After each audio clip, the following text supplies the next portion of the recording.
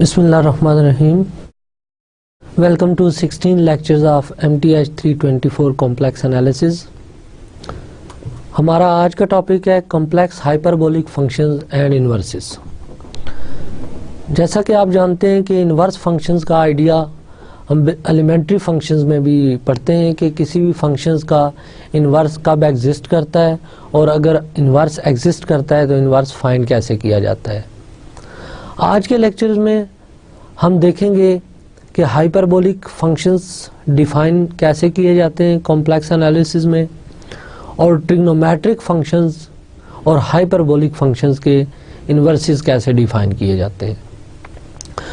ये लेक्चर इस हवाले से इम्पॉर्टेंट है कि जब हम रियल ट्रिग्नोमेट्रिक फंक्शंस के इन्वर्सेस डिफाइन करते हैं तो क्या वो inverses all over the domain exist कर रहे होते हैं या रिस्ट्रिक्टेड डोमेन में उनके हम इन्वर्सेस डिफाइन करते हैं। सेम केस में हम यहाँ पे देखेंगे कि कॉम्प्लेक्स ट्रिग्नोमेट्रिक फंक्शंस और कॉम्प्लेक्स हाइपरबोलिक फंक्शन जो हैं इनके इन्वर्सेस हम किस तरह डिफाइन करेंगे। आज का लेक्चर शुरू करने से पहले हम जस्ट देखते हैं प्रीवियस लेक्चर्स में हमने क्या कुछ पढ़ा था।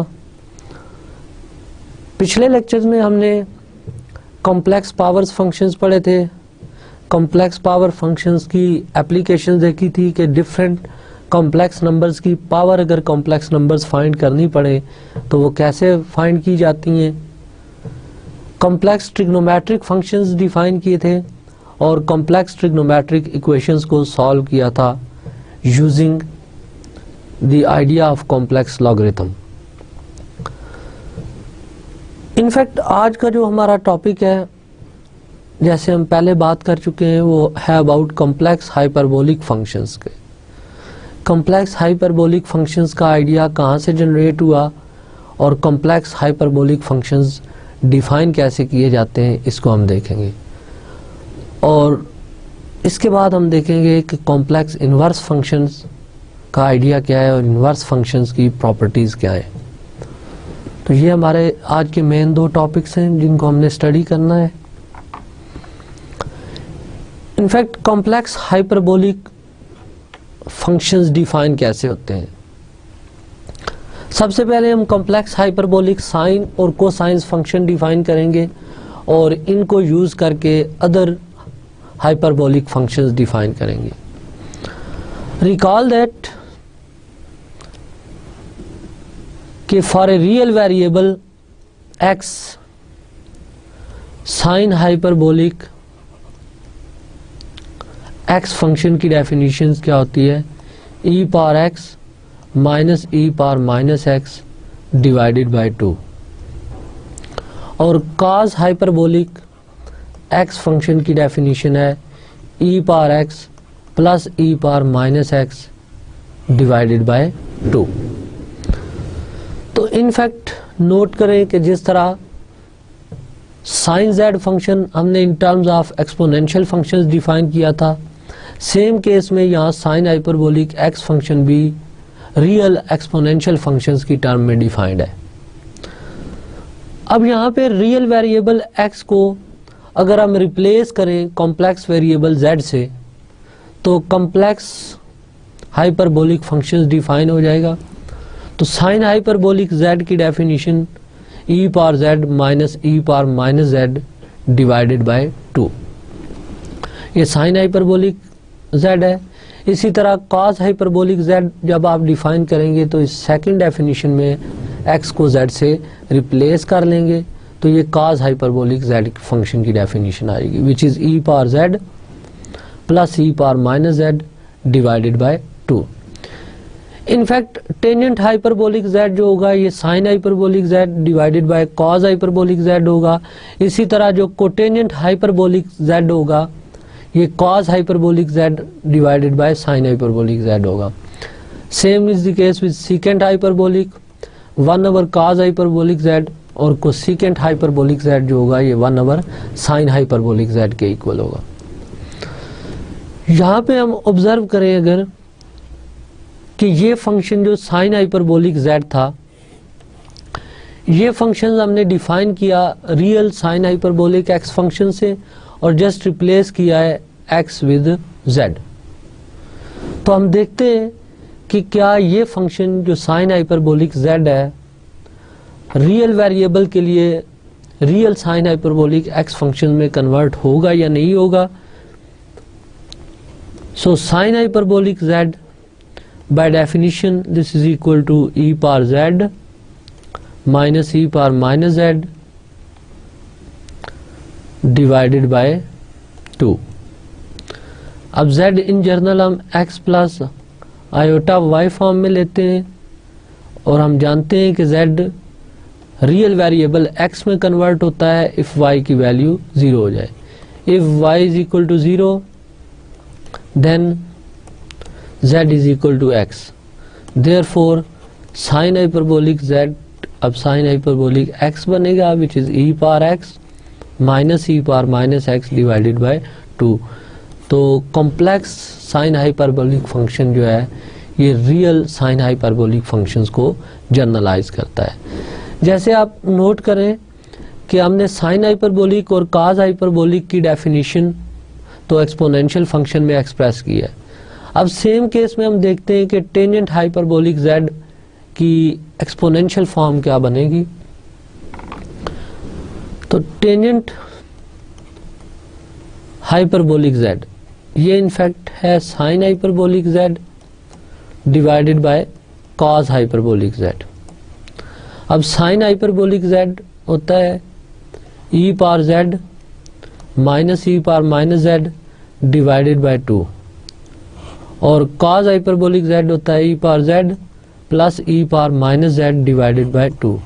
सिंप्लीफाई करें this is e power z minus e power minus z divided by e power z plus e power minus z। तो ये टेंजेंट हाइपरबोलिक z की एक्सपोनेंशियल फॉर्म आ गई। अब नेक्स्ट हम जस्ट इसमें चेक करते हैं कि सीकेंट हाइपरबोलिक z की एक्सपोनेंशियल फॉर्म क्या होगी। सिमिलरली जैसे हमने टेंजेंट की आपने कोटेंजेंट की ट्राई करनी है। अब हम सीकेंट की देखते हैं।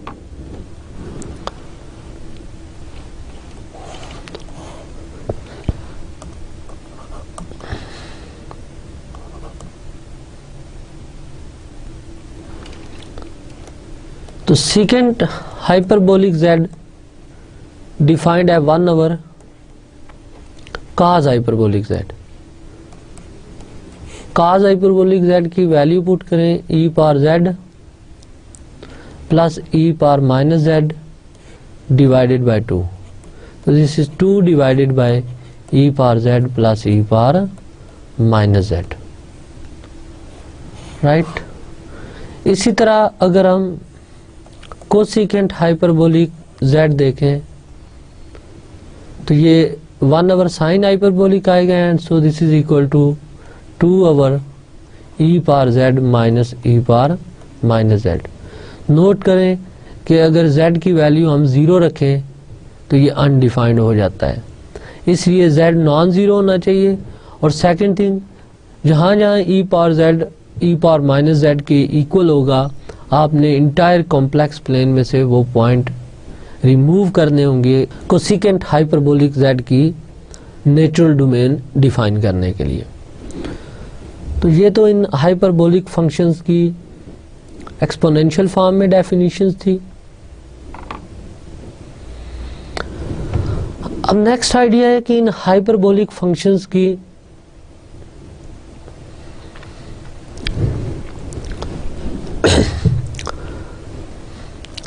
अब नेक्स्ट हम इन हाइपरबोलिक फंक्शंस के डेरिवेटिव स्टडी करेंगे।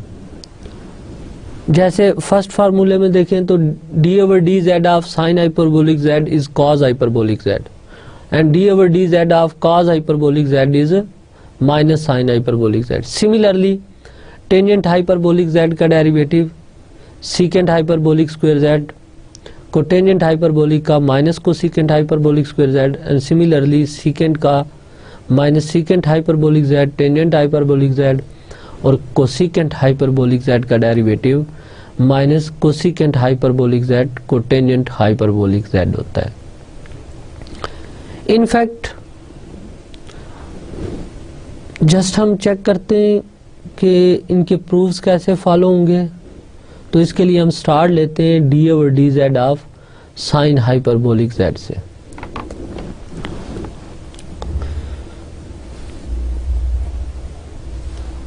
D over D Z of sine hyperbolic Z.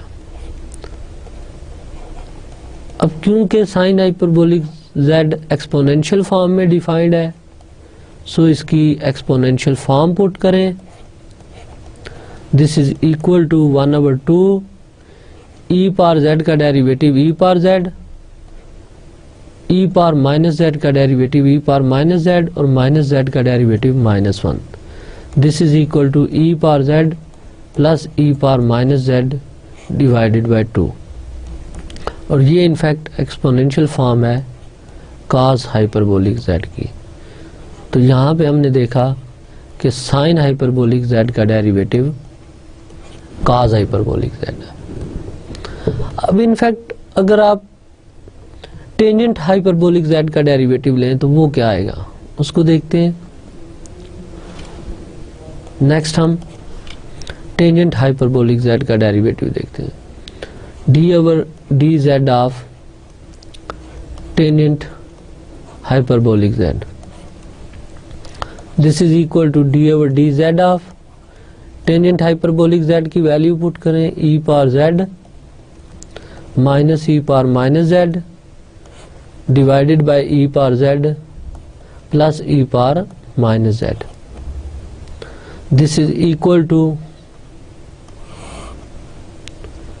E power Z plus E power minus Z square,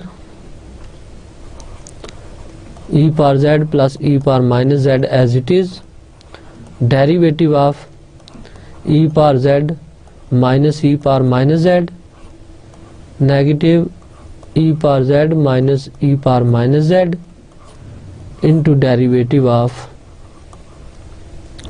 E power Z plus E power minus z. तो यहाँ हमने quotient rule of differentiation use किया है, क्योंकि हमने prove किया था कि कॉम्प्लेक्स फंक्शन के लिए quotient rule of differentiation hold करता है।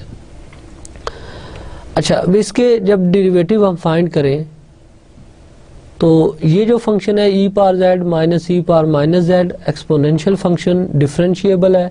सो इसके डेरिवेटिव हम देखें तो D over D Z of tangent hyperbolic Z, this is equal to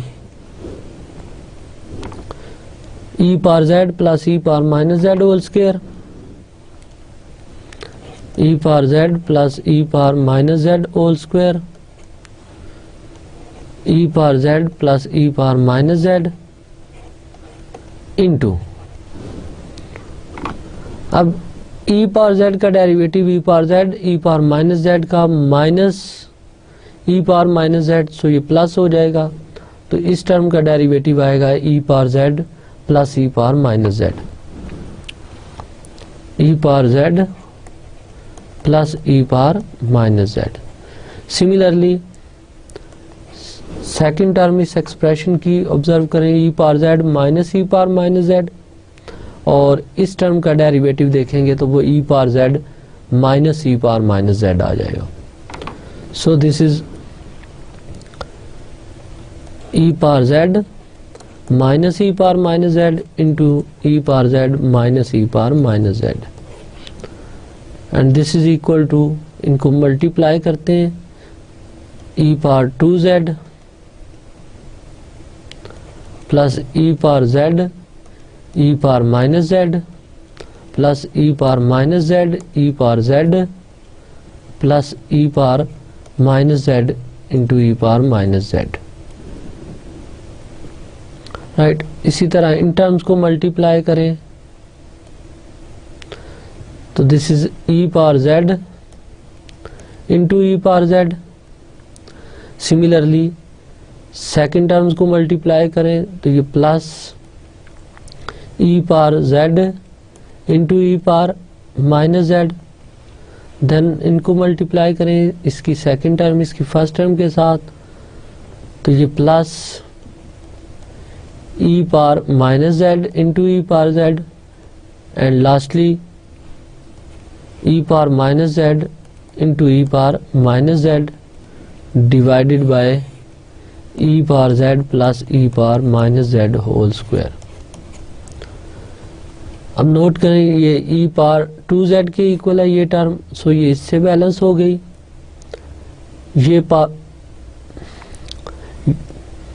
ये टर्म इस टर्म से बैलेंस होगी, बाकी ये टर्म भी 1 आ गई, ये भी 1 आ जाएगी पावर z होके, ये भी 1 होगी, ये भी 1, तो total 4 divided by e power z plus e power minus z whole square. तो इसको हम लिख सकते हैं 2 over e power z plus e power minus z whole square, और ये फार्मूला सीकेंट हाइपरबोलिक z का है। So this is secant hyperbolic square of z।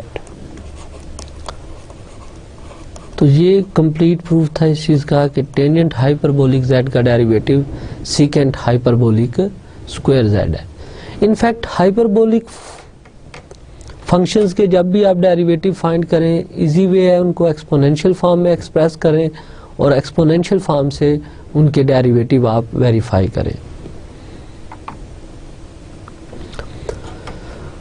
Next slides में हम जस्ट ये शो करेंगे कि हाइपरबोलिक फंक्शंस का ट्रिग्नोमेट्रिक फंक्शन से क्या रिलेशन है और हाइपरबोलिक फंक्शंस में आइडेंटिटीज क्या बनती हैं, जैसे ट्रिग्नोमेट्रिक फंक्शंस की आइडेंटिटी थी। इसमें सबसे पहला फार्मूला नोट करें, sine hyperbolic iota z is iota time sine z, right. इसको वेरीफाई करते हैं हम।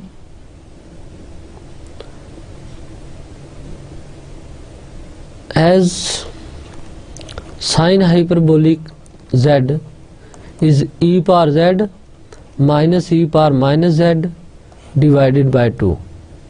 अब हमें वैल्यू चाहिए साइन हाइपरबोलिक आयोटा z की, सो z को रिप्लेस कर लें विद आयोटा z।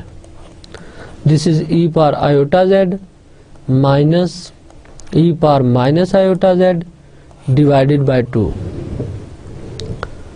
अब नोट करें कि ये टर्म अगर 2 डिवाइडेड बाय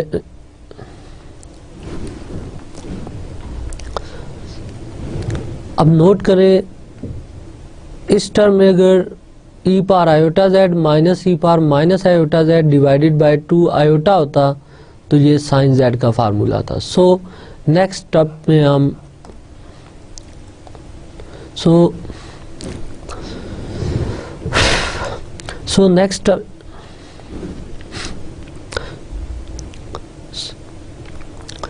नेक्स्ट स्टेप में हम इसको आयोटा से मल्टीप्लाई और डिवाइड कर लेते हैं।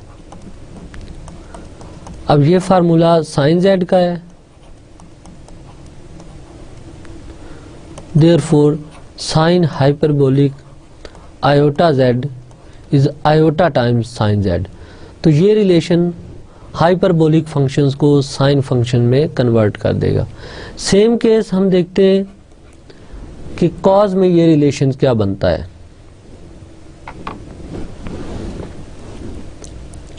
As cos hyperbolic z is equal to e power z plus e power minus z divided by 2. This implies cos hyperbolic iota z is e power iota z plus e power minus iota z divided by 2, and ये simple formula है cos of z का। So cos hyperbolic iota z equal to cos of z। अब ये दो basic फार्मूले हमारे पास आ चुके हैं कि cos hyperbolic iota z cos z के इक्वल होता है और sin hyperbolic iota z iota sin z के इक्वल होता है। इसलिए बाकी फार्मूले हम इन्हीं से डिराइव कर सकते हैं। जैसे आप टेंजेंट हाइपरबोलिक z देखें तो ये इक्वल होता है sine hyperbolic z divided by cos hyperbolic z। This implies tangent hyperbolic iota z is sine hyperbolic iota z और cos हाइपरबोलिक आयोटा z। तो z को आयोटा z से रिप्लेस कर लिया। अभी हमने प्रूव किया है कि साइन हाइपरबोलिक आयोटा z ये आयोटा टाइम साइन z के इक्वल होता है, this is iota time sine z, और कॉस हाइपरबोलिक आयोटा z ये कॉस z के इक्वल होता है। So this is equal to iota tangent z। तो tangent hyperbolic iota z iota time tangent z। इसी तरह आपने चेक करना है कि सीकेंट हाइपरबोलिक आयोटा z किसके इक्वल होता है, कोसीकेंट हाइपरबोलिक आयोटा z किसके इक्वल होता है। तो ये तो इन बेसिक रिलेशंस के प्रूफ थे। नेक्स्ट हम अब इसका प्रूफ देखते हैं कि cos hyperbolic square z minus sine hyperbolic square z equal to 1 होता है। To prove cos hyperbolic square z minus sine hyperbolic square z equal to 1, इसकी लेफ्ट हैंड साइड ले लें, cos hyperbolic square z minus sine hyperbolic square z, right. Values put करें cos hyperbolic z की, this is e power z plus e power minus z divided by 2 whole square minus e power z minus e power minus z divided by 2 whole square. इसको simplify करें, this is 4 e power 2z plus e power minus 2z and plus 2, और इसी तरह इस term को simplify करें, 4 is the LCM, so this is equal to e power 2z plus e power minus 2z and minus 2। अब 4 को LCM लें तो ये 2 प्लस 2 के इक्वल आएगा, 4 over 4 which is equal to 1। तो ये तो हमने प्रूव किया है cos hyperbolic square z minus sine hyperbolic square z equal to 1 using exponential form of cos hyperbolic z and sine hyperbolic z। अब इनफैक्ट हम ये देखें कि क्या हम इसका प्रूव ट्रिग्नोमेट्रिक आइडेंटिटी से ला सकते हैं या नहीं ला सकते, इसको देखते हैं। As cos square z plus sine square z 1 के इक्वल होता है, ये लास्ट लेक्चर में हमने प्रूव किया था। अब आप z को रिप्लेस कर लें आयोटा z से, तो cos square iota z plus sine square iota z। In fact previous slides में हमने देखा कि कॉस ऑफ आयोटा z जो होता है ये कॉस हाइपरबोलिक z के इक्वल होता है। इसको आप इजीली वेरीफाई कर सकते हैं। For example cos of z की डेफिनेशन कंसीडर करें which is e power iota z plus e power minus iota z divided by 2। Just z को रिप्लेस कर लें आयोटा z से, तो नोट करें जब z को रिप्लेस करेंगे आयोटा z से तो ये टर्म हो जाएगी e पावर माइनस z, ये टर्म बन जाएगी e power z divided by 2, और ये कॉस हाइपरबोलिक z होता है। So cos of iota z is cos hyperbolic z। इसी तरह साइन आयोटा z आप चेक कीजिएगा, ये आयोटा साइन हाइपरबोलिक z के इक्वल होता है। सो इसको हम लिख सकते हैं आयोटा साइन हाइपरबोलिक z का स्क्वायर।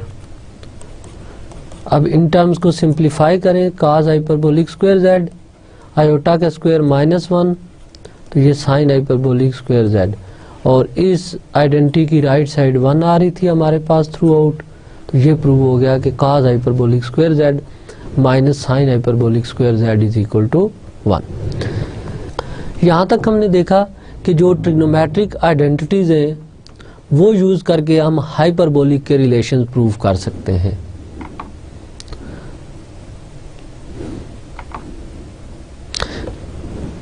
इसी तरह आपने ट्राई करना है कि हमने sign of z1 plus Z2 का फार्मूला यूज करके हाइपरबोलिक का फार्मूला प्रूव करना है, और सेम केस में हम cos का फार्मूला प्रूव करेंगे।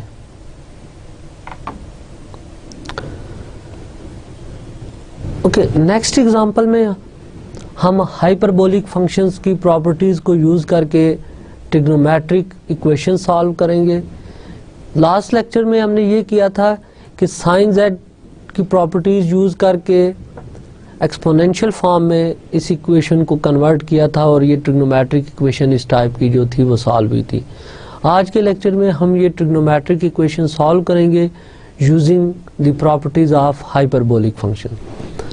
सो एग्जांपल है, find all the solutions of sine z is equal to iota.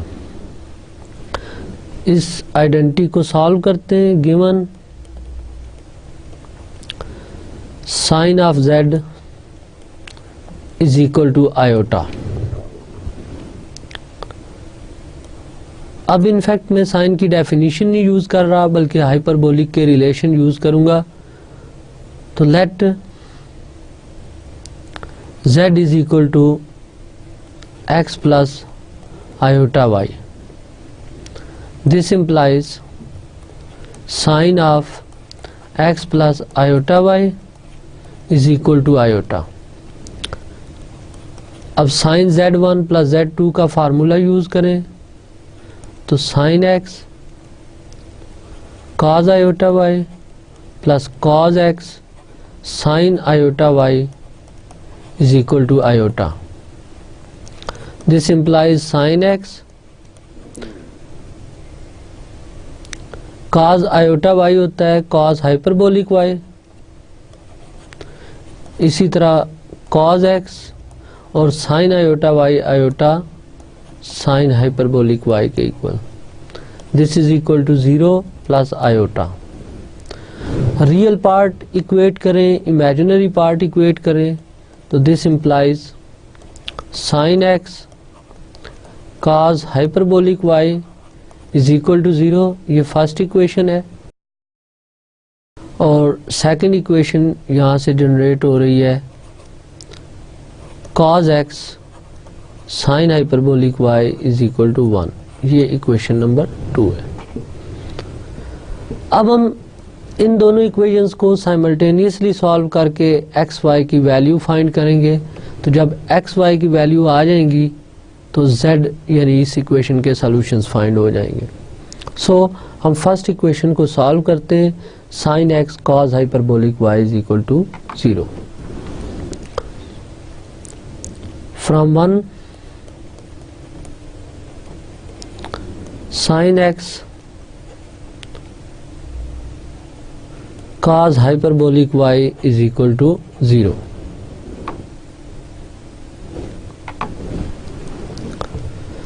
Okay, अब नोट करें कि cos हाइपरबोलिक y जो है ये e power y plus e power minus y divided by 2, और प्रीवियस लेक्चर में हमने डिस्कस किया था कि exponential function e power x can never be 0। So e power y non zero है, e power minus y non zero है, 2 non zero है, तो cos हाइपरबोलिक y 0 नहीं होगा। तो ये टर्म cos हाइपरबोलिक y 0 नहीं है, तो this implies sin x is equal to 0। Reason since cos hyperbolic y is not equal to 0। यहाँ नोट करना है कि y is a real number. अब साइन के 0 हमने लास्ट लेक्चर में फाइंड किए थे कि sin x इक्वल टू 0 हो तो इम्प्लाइज करता है x equal to n pi for n is equal to 0 plus minus 1 plus minus 2 and so on. अब ये x की वैल्यू n पाई आई, ये x की वैल्यू n पाई आप इक्वेशन नंबर 2 में पुट कर दें। Put x equal to n pi in 2। तो इक्वेशन 2 नोट करें, हमारे पास इक्वेशन थी cos x sin hyperbolic y is equal to 1। So cos x is n pi, sin hyperbolic y is equal to 1. This implies cos n pi -1 power n होता है, sine hyperbolic y is equal to 1। Again equation 3 से note करें कि equation 3 की right hand side positive है, so इसकी left side भी positive होनी चाहिए, and this implies n is even. This implies n is even. Let n is equal to 2k for k is equal to 0 +-1 +-2 and so on. Even number की general representation 2k। Put in 3, so sin hyperbolic y is equal to 1।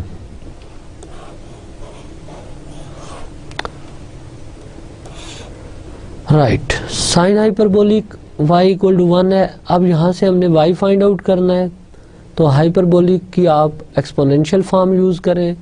Sign hyperbolic y e power y minus e power -y divided by 2 is equal to 1, and this implies e power y -1 over e power y is equal to 2, and this implies e power y square -1 is equal to 2e power y, and this implies e power y whole square minus 2e power y -1 equal to 0। तो यहाँ से e power y quadratic फार्मूले से value आ जाएगी -b ± b square -4ac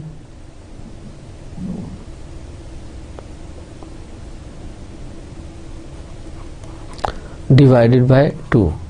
So this is equal to 2 ± 2√2 divided by 2, which is 1 ± √2।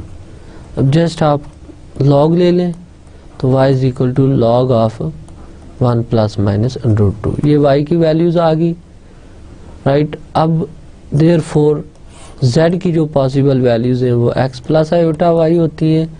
x की value put करें तो x की वैल्यू n पाई थी, बट n 2k के इक्वल था, सो x की वैल्यू 2n पाई आ गई, प्लस आयोटा टाइम्स y की वैल्यू यहाँ से जो फाइंड की है वो पुट करें। तो ये ऑल पॉसिबल सॉल्यूशंस थे trigonometric equation sine z equal to iota के।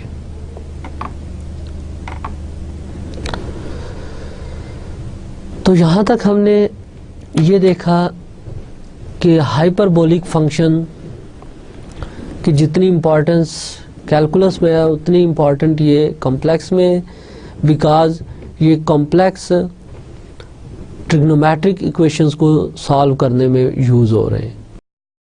नेक्स्ट एग्जांपल में हम शो करेंगे sine z modulus square is equal to sine square x plus sine hyperbolic square y।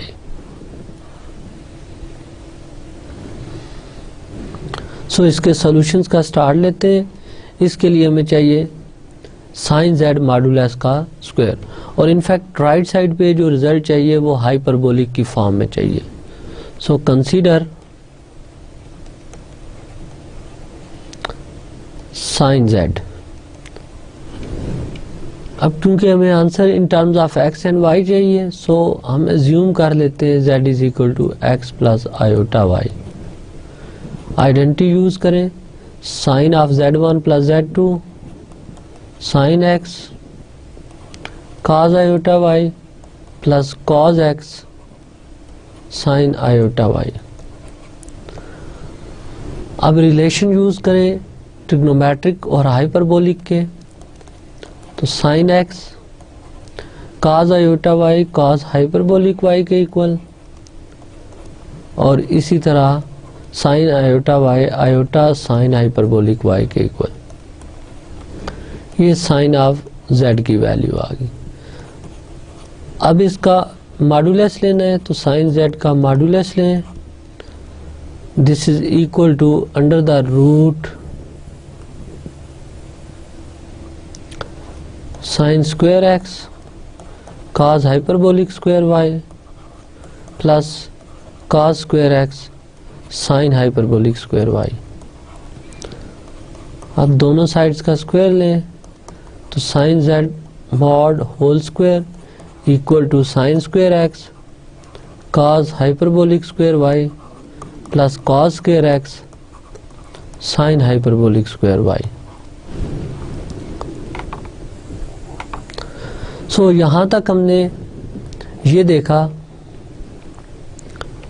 कि साइन जेड मॉडुलस स्क्वायर को अगर हम in terms of X and Y convert करते हैं तो ये वाली आइडेंटिटी जनरेट होती है। अब जो हमें रिजल्ट चाहिए वो हमें साइन स्क्वायर तो एक्स में ही चाहिए, फाइन, ये टर्म तो ओके है, बट जो y चाहिए वो साइन हाइपरबोलिक के साथ चाहिए, जबकि यहाँ कॉस हाइपरबोलिक के साथ y आ रहा है। सो इसको हमें कन्वर्ट करना है साइन में। और इसी तरह यहाँ पे नोट करें कि x कॉस के साथ आ रहा है, जबकि सॉल्यूशन में हमें साइन x चाहिए। सो इसको कन्वर्ट करना है हमने साइन में, जबकि हाइपरबोलिक में हमें y चाहिए। तो ये टर्म ओके है, ये दो टर्म्स ओके है, हमने इन दो टर्म्स को कन्वर्ट करना है। So this is equal to sine square X. अब साइन और कॉस को हमने अल्टरनेटिव फॉर्म में कन्वर्ट करना है। सो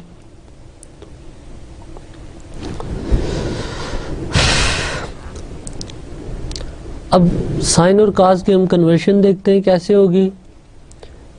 cos hyperbolic square Y minus sine hyperbolic square Y, इसकी वैल्यू क्योंकि 1 होती है तो यहाँ से कॉस हाइपरबोलिक स्क्वायर वाई की वैल्यू आ गई 1 plus sine hyperbolic square Y. So cos hyperbolic square Y is 1 plus sine hyperbolic square Y plus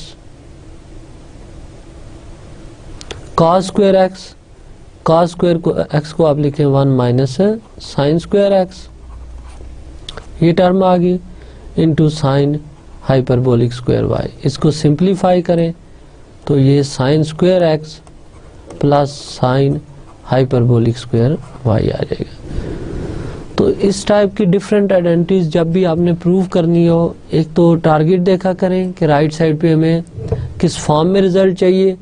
अब उस फॉर्म में रिजल्ट लाने के लिए किस वेरिएबल के साथ हमें साइन चाहिए, किसके साथ कॉस चाहिए, उसको देख के आप बेसिक ट्रिग्नोमेट्रिक आइडेंटिटीज यूज करें और इनको कन्वर्ट करें।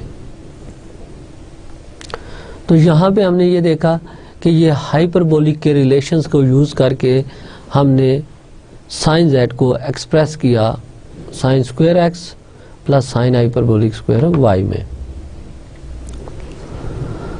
नेक्स्ट एग्जांपल में हमने जीरोस फाइंड करने हैं साइन जेड के। इनफैक्ट साइन जेड के जीरोस हमने लास्ट लेक्चर्स में भी देखे थे, बट वो एक्सपोनेंशियल फॉर्म को यूज करके हमने इसको सॉल्व किया था। यहाँ पे मैं साइन जेड के जीरोस फाइंड करूंगा यूजिंग हाइपरबोलिक फंक्शंस। ठीक है, लेट कर लेते हैं कि sine Z is equal to 0।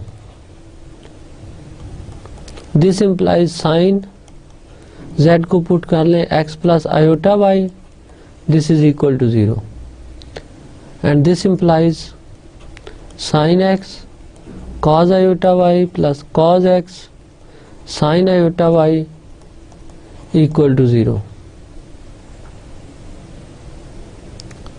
and this implies sin x cos hyperbolic y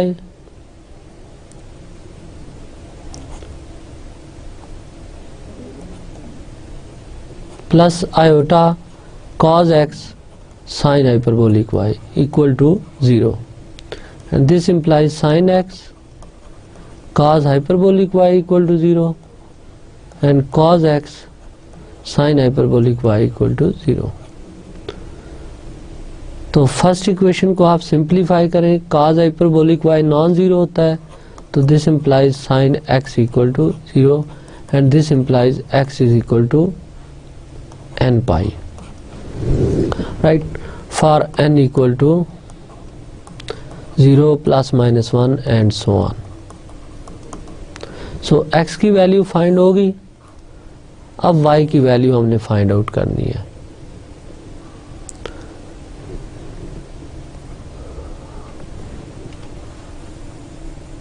अब जस्ट x की वैल्यू आप cos x sin hyperbolic y equal to 0 में पुट करें, put x equal to n pi in, say this equation is steric, in steric. So cos of n pi sin hyperbolic y is equal to 0. अब cos n pi minus 1 to the power n होता है, sin hyperbolic y equal to 0. तो minus 1 to the power n से divide करें तो sin hyperbolic y equal to 0.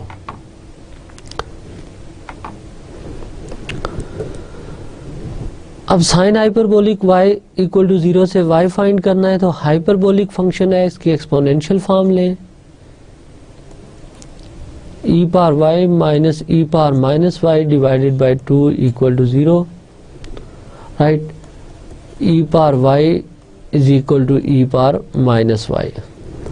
अब y क्योंकि एक रियल नंबर है तो रियल में हम जानते हैं कि e पावर x अगर e पावर माइनस x के इक्वल है तो ये ओनली पॉसिबल है if x equal to 0. So this equation implies y equal to 0.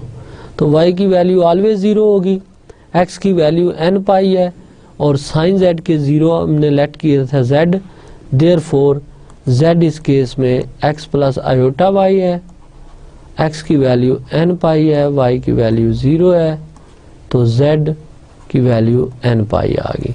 So sine z के 0 n पाई है.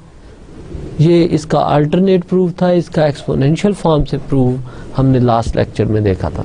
तो यहाँ तक हमने जस्ट हाइपरबोलिक फंक्शंस को डिफाइन किया और उनकी डिफरेंट प्रॉपर्टीज इन्वेस्टिगेट की. जैसे हमने साइन हाइपरबोलिक z को डिफाइन किया रियल से आइडिया लेकर, कॉज हाइपरबोलिक को, देन टेंजेंट, और फिर इनके डेरिवेटिव्स देखे किसके इक्वल होते हैं, और देन ट्रिग्नोमेट्रिक इक्वेशंस को सॉल्व किया यूजिंग हाइपरबोलिक फंक्शंस, और एट द एंड हमने साइन z के जीरोस फाइंड किए, एक अल्टरनेटिव प्रूफ दिया कि साइन z के जीरोस हाइपरबोलिक फंक्शन यूज करके भी फाइंड किए जा सकते हैं. तो ये हाइपरबोलिक फंक्शंस और उनकी एप्लीकेशंस थी. नेक्स्ट आइडिया हम डिफाइन करते हैं इनवर्सेस का, कि किसी भी फंक्शन का इनवर्स कैसे डिफाइन किया जाता है. अब इनफैक्ट आप रिकॉल करो कि कैलकुलस में क्या हम always y equal to sine inverse x define कर सकते हैं या इस पे कोई रिस्ट्रिक्शन है, यानी y is equal to sine x function का इनवर्स ऑलवेज एग्जिस्ट करता है या नहीं करता. तो जस्ट इसके लिए अगर आप साइन x का ग्राफ रिकॉल करें तो साइन का ग्राफ साइनोसाइडल ग्राफ होता है, राइट. अब ये साइनोसाइडल ग्राफ है तो ये बाइजेक्टिव फंक्शन नहीं है by horizontal line test. So sine x is not 1 1, is not 1 1 on r. But अगर हम साइन को रिस्ट्रिक्ट कर दें, सपोज आप नोट करो कि अगर मैं साइन का ग्राफ जस्ट ऑब्जर्व करूं इन टू वैल्यूज के दरमियान,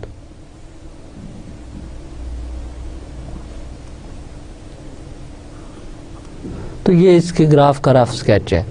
तो आप नोट करो -π/2 टू π/2 इसका graph by horizontal line test 1 1 होता है. सो -π/2 टू +π/2 हम इसका इन्वर्स डिफाइन कर सकते हैं. लिहाजा इन्वर्स का जब भी आइडिया आप लेंगे तो इन्वर्स सिर्फ आप उस रीजन में डिफाइन कर सकते हैं जहाँ पे फंक्शन बाइजेक्टिव है. तो साइन का इन्वर्स कंप्लीट रियल लाइन पे आप डिफाइन नहीं कर सके थे, इसलिए आपने डोमेन को रिस्ट्रिक्ट किया था -π/2 टू +π/2, क्योंकि इस डोमेन के अंदर ये फंक्शन बाइजेक्टिव है. This is called principal domain, और इसमें जो फंक्शन डिफाइन होता है वो प्रिंसिपल साइन फंक्शन था. सेम केस में हम देखते हैं कि हमारे पास इन्वर्स का आइडिया कॉम्प्लेक्स फंक्शंस के लिए क्या है. Recall that log z multiple valued function है, तो सबसे पहले आपको इस अंडरस्टैंडिंग को लेंगे कि हम जिस भी फंक्शन का इन्वर्स डिफाइन करेंगे तो हमारे पास डोमेन ऐसी होनी चाहिए कि उस डोमेन के अंदर वो फंक्शंस 1 to 1 हो, तभी हम उसका इन्वर्स डिफाइन कर सकेंगे। तो यहाँ पे हम इन्वर्स डिफाइन करते हैं साइन का, एंड देन इसको यूज़ करके बाकी फंक्शंस को देखते हैं कि उनके इन्वर्सेस क्या होते हैं। सो साइन का इन्वर्स डिफाइन करने के लिए हम लेट कर लेते हैं कि W is equal to sine inverse Z। Suppose हमने किया कि साइन इनवर्स Z W के इक्वल है, तो यहाँ से Z की वैल्यू आ जाएगी साइन W। अब साइन W इनफैक्ट होता है e power iota W minus e power minus iota W divided by 2 iota is equal to Z। इसको क्रॉस मल्टीप्लाई करें स्टैंडर्ड फॉर्म में लाने के लिए, तो ये इक्वेशन बनेगी e power iota W minus e power minus iota W is equal to 2 iota Z, 2 iota Z, and this implies e power iota W minus 1 over e power iota W is equal to 2 iota Z। e power iota W से multiply करें, so this is e power iota W whole square minus 1 is equal to 2 iota Z into e power iota W, and this implies e power iota W whole square minus 2 iota Z e power iota W minus 1 equal to 0। Again ये e power iota W में एक quadratic equation है, सो इस पे quadratic formula लगाएं। This implies e power iota W is equal to minus 2 iota Z as a B plus minus under root B square 2 iota Z whole square minus 4 times 1 into minus 1 divided by 2. This is equal to 2 iota Z plus minus under the root minus 4 Z square plus 4 divided by 2. So 4 is taken as common. After simplification we have iota Z plus minus under the root 1 minus Z square ये e power iota W। अब यहाँ पे आप इसका log लें तो iota W is equal to complex log of iota Z plus minus under root 1 minus Z square. ये plus minus sine indicate करता है कि ये स्क्वायर रूट है, 2 ब्रांचेज आएंगी, एक प्लस के साथ और एक माइनस के साथ आएंगी। सो यहाँ से W की वैल्यू फाइंड करें तो which is 1 over iota complex log of iota Z plus minus under root 1 minus Z square. So W is equal to 1 over iota is equal to minus iota complex log of iota Z plus minus under root 1 minus Z square, और W हमने assume किया था sine inverse Z। So sine inverse Z is minus iota log of iota Z plus minus under root 1 minus Z square. तो ये complete proof था इसका कि sine inverse Z equal होता है minus iota log of iota Z plus minus under root 1 minus Z square. In fact यहाँ note करें कि स्टेटमेंट में हमने प्लस के साथ इसे डिफाइन किया है। तो यूजली सम बुक्स में ये प्लस के साइन लिखते हैं, बट रिमेंबर वो साथ सेंटेंस में मेंशन करेंगे कि 1 माइनस Z स्क्वायर का स्क्वायर रूट फाइंड करेंगे तो ये 2 ब्रांचेस देगा। तो यहाँ हमने जो सिंप्लीफाई किया है, हमने दोनों ब्रांचेस कंसीडर करके इसको सिंप्लीफाई किया है, राइट। इनफैक्ट अब यहाँ से आप गेस करें कि क्या ये sine inverse Z single valued function है या मल्टी वैल्यूड। तो जैसे हम क्लेम कर रहे हैं कि this is a multiple valued function, तो क्यों है ये मल्टीपल वैल्यूड? रीजन इज यहाँ पे आपके पास 1 माइनस जेड स्क्वेयर पावर 1/2 आ रही है, ये 2 वैल्यूड फंक्शन है। अगेन log z इन्वॉल्व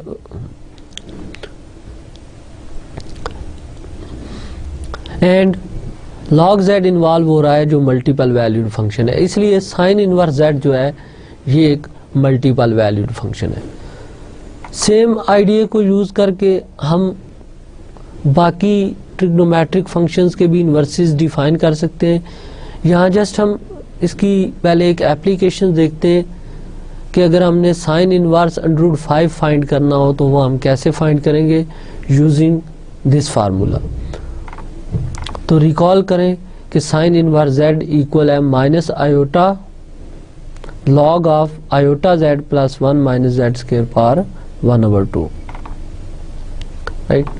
देखिए as sine inverse z equal to minus iota log of iota z plus 1 minus Z square power 1/2। Just हम इसकी पॉजिटिव ब्रांच फिलहाल स्टडी कर रहे हैं, देन ये मल्टीपल वैल्यूड है तो इससे हम 2 ब्रांचेस इसकी देख सकते हैं। दिस इम्प्लाइज साइन इनवर्स हमें √5 चाहिए, तो आप z को √5 पुट कर दें, log of iota √5 plus 1 minus √5 का square whole power 1/2। In fact this is minus iota log of iota √5 plus इसको सिंप्लीफाई करें तो this is 1 minus 5 minus 4 to the power 1/2। This is equal to minus iota log of iota √5 और 4 का under आपके पास 2 आ जाएगा और -1 का अंडर। अब आपने जस्ट -1 का स्क्वायर रूट फाइंड करना है और यहाँ से जो नंबर बनेगा देन उसका कॉम्प्लेक्स लॉग फाइंड करना है। तो ये आपके पास साइन इनवर्स √5 की वैल्यू आ जाएगी। तो ये वर्किंग रूल था किसी भी फंक्शन का साइन इनवर्स फाइंड करने का। जिस तरह हमने साइन फंक्शन का इनवर्स प्रूफ किया, सेम टेक्निक को यूज करके आप चेक कर सकते हैं कि कॉज इनवर्स z के लिए ये एक्सप्रेशन आता है हमारे पास और टेंजेंट इनवर्स z के लिए ये सेकंड एक्सप्रेशन आता है हमारे पास। ओके, नेक्स्ट हम ये देखते हैं कि इनवर्स फंक्शंस के डेरिवेटिव कैसे डिफाइंड होंगे। यहाँ पे ये पॉइंट मैं फिर मेंशन कर दूं कि इनवर्स फंक्शंस के जब आप डेरिवेटिव डिफाइन करेंगे तो इनवर्स फंक्शन क्योंकि मल्टीपल वैल्यूड फंक्शन है, इसकी आप ब्रांचेस स्टडी करेंगे और ब्रांचेस में हम वो ब्रांच लेते हैं जो कंटिन्यूअस होती है। तो ये हम एज्यूम कर रहे हैं कि ये सिंगल वैल्यूड पहले बनाए गए, देन उस ब्रांच को कंसीडर किया गया है जो कंटिन्यूअस है, तो वहाँ पे हम उस फंक्शन का डेरिवेटिव डिफाइन कर सकते हैं। सो हम एज्यूम कर रहे हैं कि ये सारी कंडीशंस हम चेक करके आए और उसके बाद जो ब्रांच चाहिए हम उसका डेरिवेटिव फाइंड कर रहे हैं। सो फर्स्ट पार्ट में हमने डेरिवेटिव फाइंड करना है साइन इनवर्स z का और प्रूव करना है this is equal to 1/√1 minus Z square. तो इसको प्रूव करते हैं। To prove d/dz of sin inverse z is equal to 1/√1 minus z square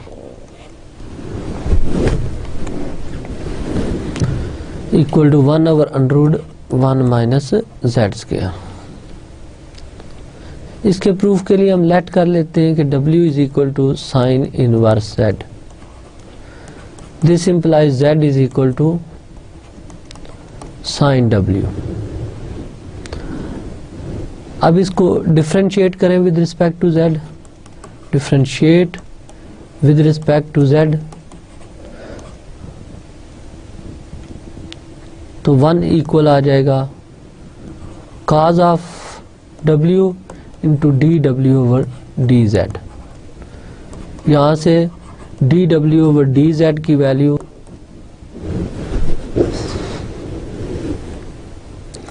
1 over cos of W के इक्वल। अब चूंकि हमने W एज्यूम किया था साइन इनवर्स Z, तो यहाँ से हमने cos W को ट्रांसफॉर्म करना है Z में, और हम जानते हैं कि cos थीटा इक्वल होता है √1 माइनस साइन स्क्वायर थीटा के रियल में, और सेम आइडेंटिटी कॉम्प्लेक्स में भी होल्ड करती है। तो cos W की value 1 minus sine square W square root. Just values put करें, 1 ओवर √1 माइनस साइन W की वैल्यू Z है, और लेफ्ट साइड पे W की वैल्यू पुट करें which is sine inverse Z।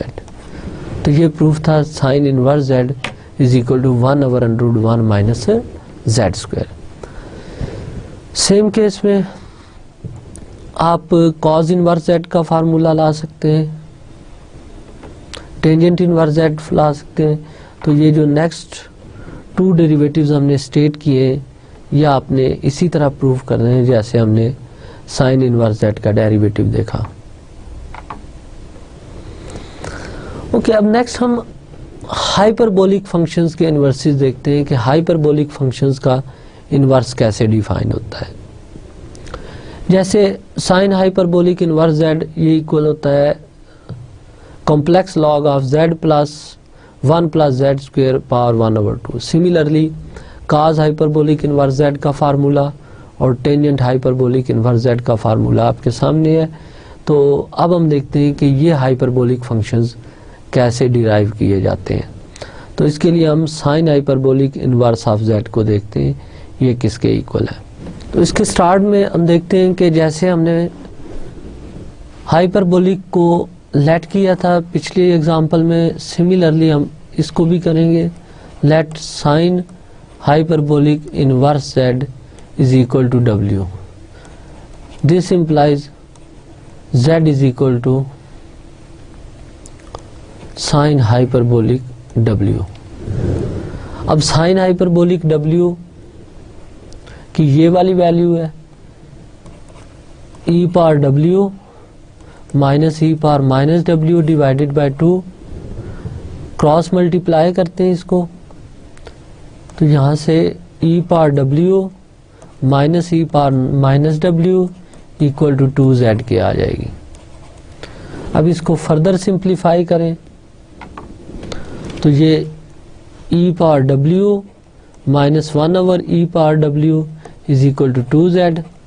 This implies e power W whole square minus 1 is equal to 2Z e power W, and this implies e power W whole square minus 2Z e power W minus 1 equal to 0, and this implies e power W is equal to minus 2Z plus minus minus 2Z whole square minus 4AC over 2।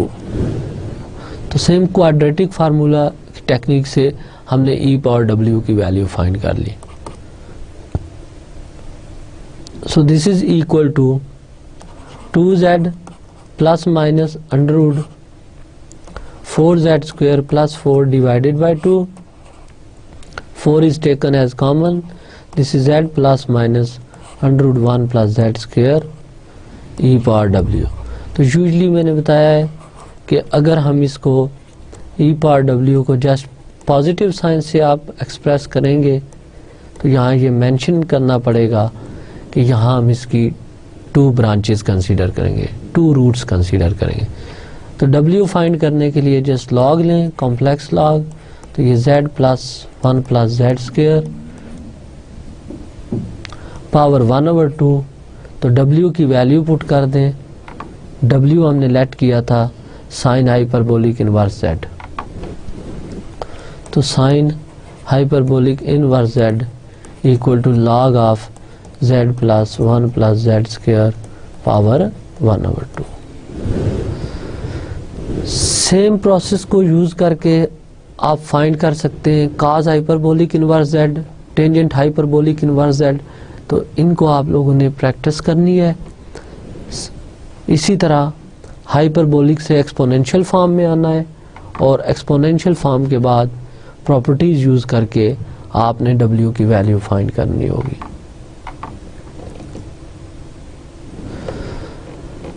Lastly हम ये देखते हैं कि hyperbolic inverse function जो है इनके derivatives कैसे find किए जाते हैं। इसके लिए पहले ये ऑब्जर्व करें कि क्या ये हाइपरबोलिक इनवर्स जो फंक्शंस हमने स्टडी किए ये सिंगल वैल्यूड है। Answer is clearly no, because इसमें भी लॉग इन्वॉल्व है जो मल्टीपल वैल्यूड फंक्शन है। तो अगेन पहले आप इसकी प्रिंसिपल ब्रांच निकालेंगे 1 प्लस Z स्क्वायर पावर 1/2, फिर जो आंसर आएगा उसके बाद लॉग लेंगे और लॉग की आप प्रिंसिपल वैल्यू फाइंड करेंगे, प्रिंसिपल ब्रांच फाइंड करेंगे जो कॉन्टिन्यूस होगी, और उसका आप इन्वर्स एग्जिस्ट करेगा, तो देन उसका आप डेरिवेटिव ले सकेंगे। सो ये सारी रिक्वायरमेंट्स पूरी करने के बाद हमने साइन हाइपरबोलिक इन्वर्स Z का डेरिवेटिव लेना है। इसका डेरिवेटिव देखते हैं ये कैसे आएगा।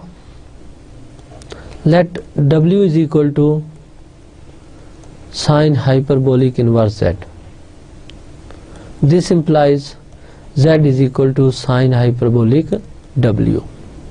सेम टेक्निक के इनवर्स से हमने Z की वैल्यू फाइंड कर ली, अब साइन हाइपरबोलिक W की value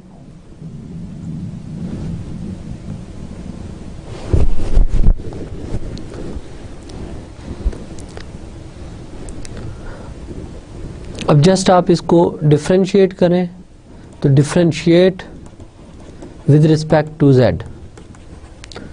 1 is equal to cos hyperbolic W और dW ओवर dZ। तो this implies dW over dZ is equal to 1 over cos hyperbolic W। अब आइडेंटिटी है हमारे पास कि cos hyperbolic square W minus sine hyperbolic square W is equal to 1। तो यहाँ से कॉस हाइपरबोलिक W की वैल्यू आ जाती है √1 plus sine hyperbolic square W। So cos hyperbolic W को √1 plus sine hyperbolic square W में लिखें, और साइन हाइपरबोलिक W की वैल्यू Z है, तो ये 1 प्लस Z स्क्वायर आ गई। तो d over dZ of W की वैल्यू पुट करें, साइन हाइपरबोलिक इनवर्स Z। तो ये इस फर्स्ट फार्मूले का प्रूफ था कि d over dZ of sine hyperbolic inverse Z equal to 1 over √1 plus Z square. Same case में आप सेकंड प्रूफ कर सकते हैं, इसी तरह आपने थर्ड का प्रूफ देखना है। So that's the end of today topic. इंशाल्लाह नेक्स्ट लेक्चर में हम कंटिन्यू करेंगे नए टॉपिक से। Thank you.